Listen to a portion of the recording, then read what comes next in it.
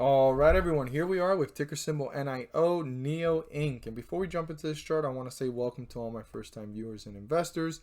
Welcome to my channel, Invest for Tomorrow. To all my subscribers, welcome back, and let's jump into this chart. So NEO has had a bullish run recently. I mean, after being sideways for some time, up and down, right? After hitting these highs of $20 and some change, almost $21, and then dipping and sideways movement and breaking through the 50-day moving average and then falling below it and rising up again. It hit new highs way up here, and now there is a slight sell-off, right? Or fear or uncertainty. I mean, I can probably think most likely this is profit taking, bulls reappearing, taking the discounts, and then quickly profit taking again, and now we're running again. So the bulls are trying their best to keep this one going and not allow the bears to tear through the 50-day moving average, but they hit highs here of about $22.59. That's one of the most important points right now, because if they break through that, this will start to see newer highs and newer resistance levels. I also believe that that's NEO's highest valuation, $22.59. So that's going to be a big number for the bulls if they're able to cross it and start to use it as support to work their way up to newer highs and new resistance levels. Let's go ahead and move this resistance level to its new location and move our support. It's slightly moved up, and we're going to see what is important for this ticker symbol tomorrow. So one important thing that I'm seeing here is the 50-day moving average is in between the two of them. And right now the closing price is $21.71. Yes, the bulls are above the 50-day moving average, and that's good news. We're on bullish territory, but quickly this could start to catch up to the price if it continues in a sideways direction, making it by default go into bearish territory and giving the leverage to the bears. So it's super important right now that the bulls cross their first resistance level, and that is 21.84. They have to cross this. They can't just continue hanging out sideways or slightly work their way up. You know, they need to break through 21.84, turn that into a support, and once that is turned into a support, the bulls can start to work their way up to newer highs and new resistance levels. That way they can pull further away from the 50-day moving average in an upward direction. Now, the 50-day moving average is catching up to the price, the closing price, and that is 21.37.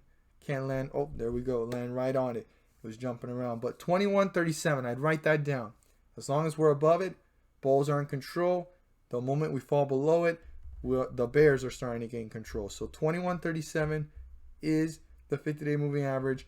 The bulls are going to want to break through resistance at 21.84, turn that into a support, and continue their run further away from 21.37 down here. That is our 50-day moving average in an upward direction.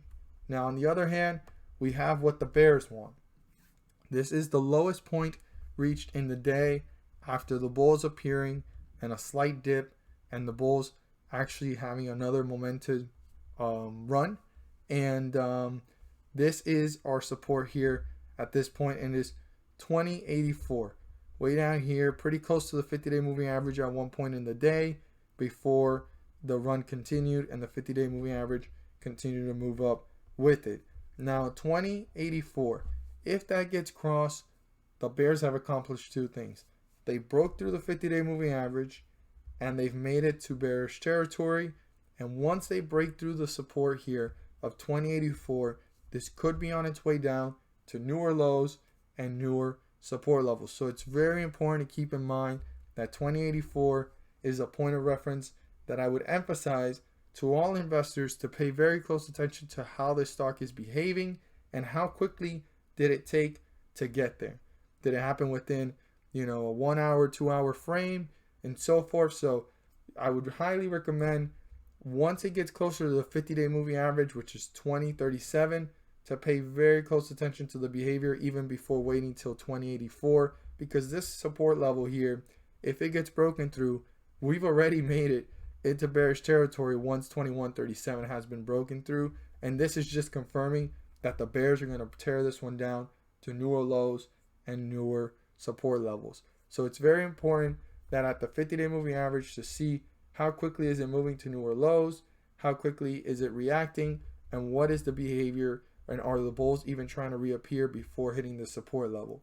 Now, if you wait till the support level, I really want to emphasize that 2084 is an important point to go ahead and pay very close attention to how this stock is reacting at that point and how quickly is it moving to newer lows, or are the bulls even trying to reappear. Now, if the bulls do reappear and the bulls have a slight run back up, that's great, but they're going to have to break through the 50-day moving average before they even gain possession again of this chart or have any sort of momentum. So 2137 needs to be crossed if this support level gets crossed and the bulls reappear.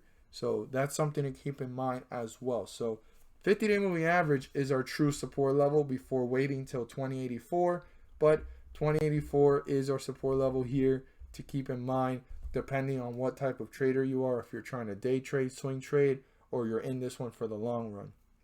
Hope that you find this video helpful and informative. Share this with your friends and community. Don't forget to hit the like button and let me know you watched this video. And if you feel encouraged or inclined to subscribe, please do so. But don't forget to click on the bell by turning on all notifications to not miss a single video that I post. And at the end of this video, there's going to be a pop-up video. In that video, I will be talking about the S&P 500 index. Why the S&P 500 index? Well, the S&P 500 index is rising on scheduled dates due to the fact that the Federal Reserve is having scheduled pump dates for the market. And the S&P 500 index rises several points on those days. Well, what does that mean to us as investors? Well, in the S&P 500 index, there's 500 different companies to choose from that are rising with the index. Now, a lot of them are rising 30 cents to $3 and maybe even more. And I know that doesn't sound like a lot per share, but 30 cents to $3 per share is something that adds up as you buy volume and as you see the different amounts of shares that you get. Now, like I always say, profits are profits. Whether you turn $1 into $2 in the market or you turn $1 into $10, as long as you're getting back more than what you put in, profits are profits. And it's an opportunity to maximize profits, minimize losses. And I'm just here to share with you guys the opportunity to make these profits based off of the information I share. I go into more detail about it in the video. Again, I'm not here to tell you guys to buy, sell, or hold. I'm just here to enlighten every investor and viewer on the great news that there's an opportunity to profit in the market, whether it's going up or going down. Hope that you enjoy that video. Click on the video. If it hasn't popped up already, it should be popping up soon. Don't miss out on the information. And thank you guys so much for watching, and let's make some money.